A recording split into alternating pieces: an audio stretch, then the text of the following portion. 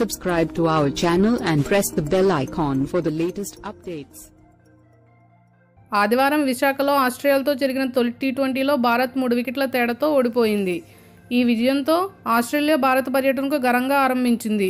అంతేకాదు వారి సొంత గడ్డపై ఎదురైన పరాభవానికి ప్రతీకారం తీర్చుకుంది. మ్యాచ్ అనంతరం టీమిండియా కెప్టెన్ విరాట్ కోహ్లీ మాట్లాడుతూ, విశాఖ పిచ్పై తొలి ఇన్నింగ్స్లో సరిగ్గా ఆడలేకపోయాం. 15వ ఓవర్ వరకు పిచ్ బ్యాటింగ్కు సహకరించలేదు. నిజానికి మేం బ్యాటింగ్లో వైఫల్యం చెందాం.